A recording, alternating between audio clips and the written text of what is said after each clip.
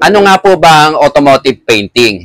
Ang automotive painting po ay tumutukoy po ito sa pagpipintura ng sasakyan o yung pag-i-spray ng mga sasakyan. Dito po ay merong iba't ibang klaseng pintura na ginagamit. Meron po tayong automotive enamel, automotive lacquer, automotive acrylic, automotive urethane, at epoxy. Dito po sa mga nabanggit kong klase ng pintura, ay meron po mga pagkakataon na hindi po natin pwedeng pagpatong-patungin. Katulad po ng automotive enamel. Ang automotive enamel po ay hindi po pwedeng patungan ng automotive lacquer, automotive acrylic, automotive urethane, at epoxy. Bakit nga po ba hindi pwedeng patungan ang enamel ng mga nabanggit kong type ng pintura? Kasi po, nagkakaroon po ng reaction o kumukulo or kumukulubot. Yung nagkakaroon siya ng wrinkles.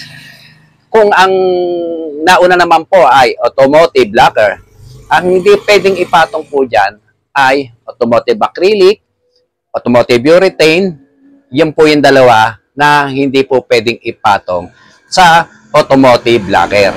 Pero ang enamel at ang epoxy, pwede pong ipatong sa automotive lacquer. So, maliwanag po. At kung pag-uusapan naman po natin ay automotive acrylic, ano ba ang mga type ng pintura na hindi pwedeng ipatong sa acrylic type? Yan po ang kagandahan sa acrylic type.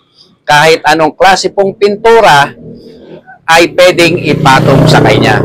Hindi po siya magkakaroon ng reaction. Yan, malinaw po. Pwedeng ipatong sa kanya ang automotive enamel, automotive lacquer, automotive urethane, at epoxy. Yan, pwede pong ipatong yan sa automotive acrylic. Dito naman po tayo sa automotive urethane. Ano naman ang hindi pwedeng ipatong sa automotive urethane? Ang hindi lang po pwede na ipatong sa automotive urethane ay automotive acrylic. Kung pag-iisipin nyo, bakit ang automotive acrylic ay pwedeng patungan ng automotive urethane? Ayan, pagkakaiba. Ang urethane ay kayang kumulubot kapag ito ay pinatungan ng acrylic. So, malinaw po yun, no? Ayan, dito sa mga pinintahan ko ito ay tatlong klase po ang aking ginamit kung paano ito mapag-uubra. Una po dito ay gumamit po ako ng epoxy primer. So, ayan, no? Epoxy primer gray. So, dito, ang ipapatong po ay automotive acrylic. Pwede po ba yon?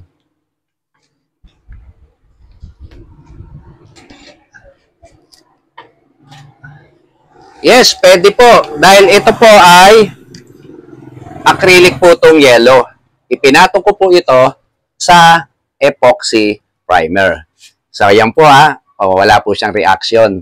Makinis po siya.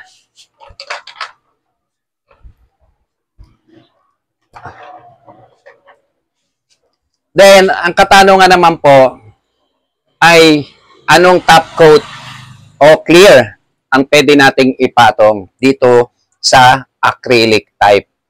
Ayan, dito po, no, gagamit po ako ng urethane type. Ayan, ito po ang gagamitin kong top coat. Hipik 400S Titanium 2K Clear.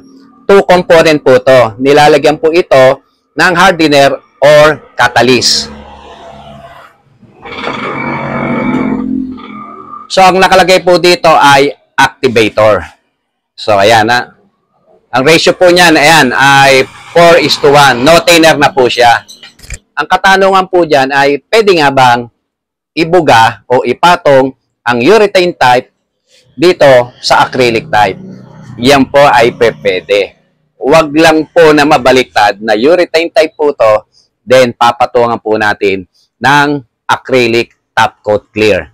So, dahil ito po ay acrylic type, pwede rin po natin gamitan ito ng acrylic top coat clear. So, ano naman po ang pagkakaiba ng acrylic top coat clear sa urethane top coat clear. So, ang pagkakaiba po niyan, ang acrylic top coat clear ay single component po lamang. Wala po siyang iminimix na catalyst o activator or hardener. Samantalang, ang urethane type po na top coat clear ay two-component system o 2K. Nilalagyan po siya ng catalyst, hardener, or activator. Yung tatlong nabanggit ko pong yon ay isang ano lang po yun. No? Pwedeng catalyst lang, pwedeng hardener, or pwedeng activator. Depende lang po yan sa brand. No? May kanya-kanya po silang tawag.